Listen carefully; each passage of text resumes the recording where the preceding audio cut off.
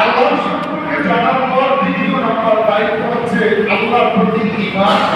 আল্লাহর প্রতি তিন নম্বর দায়িত্ব হচ্ছে আল্লাহর প্রতি ঈমান আনার পর নেক আমল করা, আল্লাহর ইবাদত করা, আল্লাহর দাসত্ব করা, আল্লাহর গোলামি করা।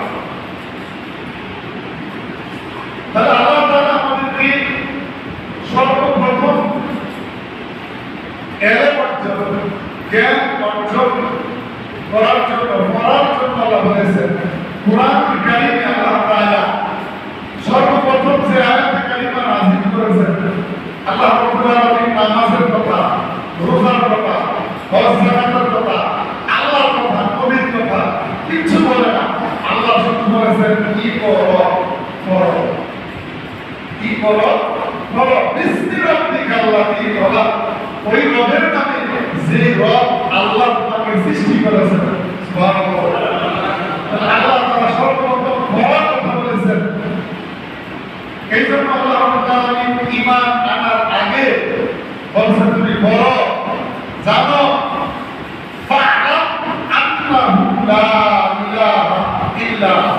আল্লাহ তাআলা বলেন ফা'লাম, আগে তুমি জানো, এর জন্য পড়াশোনা করো। আগে যদি জানো আমি আল্লাহ একজন আছি, তাহলে তুমি তারপরে বলো আল্লাহু লা ইলাহা ইল্লাল্লাহ, আল্লাহ ছাড়া কোনো ইলাহ নাই, কোনো মাবুদ নাই, আল্লাহ এক, এক আল্লাহর ইবাদত করব, এক আল্লাহর প্রতি ঈমান আনছি। এরপরে তুমি সাক্ষী দাও, সুবহানাল্লাহ। তাহলে প্রথম বলছে আল্লাহ আগে তুমি জানো, জ্ঞান অর্জন করো, পড়াশোনা করো, আল্লাহ সম্পর্কে জানো, তারপরে বলছে তারপরে তুমি আমি আল্লাহর প্রতি ঈমান আনো। এরপর আল্লাহ রাব্বুল আলামিন বলেছেন তিন নম্বর আমাদের দায়িত্ব হচ্ছে ঈমান আনার পর ইন্নাল্লাযীনা আমানু ওয়া আমিলুস সালিহাত। ঈমান আনার পরে সর্বপ্রথম কাজ হচ্ছে নেক আমল করা। তাহলে আমরা ইন্নাল্লাযীনা আমানু ওয়া আমিলুস সালিহাত, আমলে সালেহ করো, নেক আমল করো, তাহলে লাহুম জান্নাতুন নাঈম, লাহুম জান্নাতুল ফিরদাউস, তোমাদের জন্য জান্নাতুন নাঈম, জান্নাতুল ফিরদাউস রয়েছে। সুবহানাল্লাহ।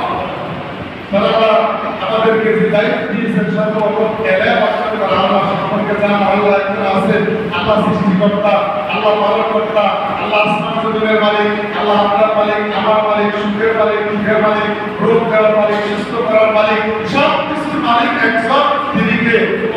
আল্লাহ। এটা আমরা জানি, এটা বিশ্বাস করি আল্লাহ একজন আছে, এই জন্য করতে চাইছি ঠিক না? সুতরাং আমাদের একটা দ্বিতীয় নম্বর হচ্ছে আল্লাহর প্রতি ঈমান। আল্লাহর প্রতি কি?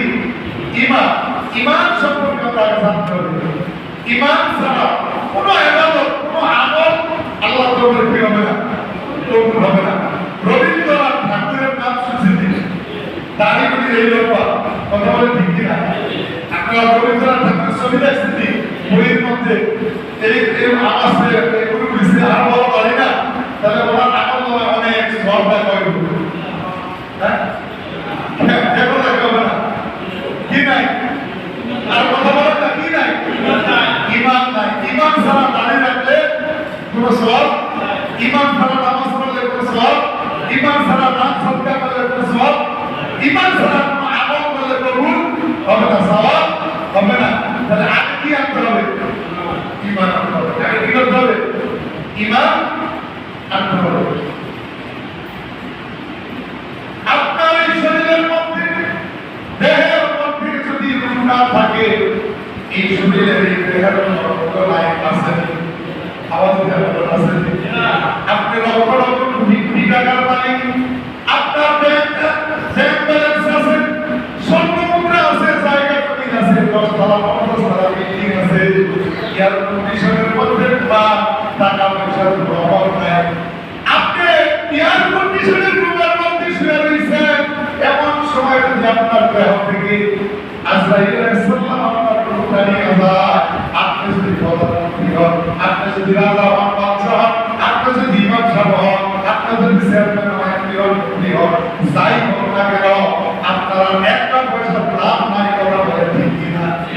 আছে নাকি?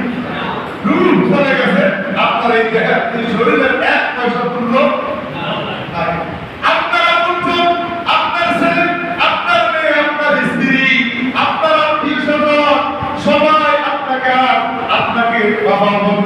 মাও বলবে না, স্বামী বলবে না, আত্মীয় স্বজন বা আত্মীয়রা কেউ পরিচয় করার দিবে না। তখন আপনারা একটি মন্ত্রী চেয়ারম্যান মেম্বার ইমাম সাহেব মুফতি মাওলানা মুহাদ্দিস কোনো কিছু বলবে না। তখন বলবে লাশ, কথা বলে ঠিক কিনা? তখন কি বলবে? লাশ বলবে। আপনারা জন ছেলে মেয়ে স্ত্রী পরিবাররা সবাই বলবে লাশ তাড়াতাড়ি দাফন কর। কেউ আত্মীয় স্বজনরা কেউ দোকানের মধ্যে কাপড়ের ব্যাপার কিনা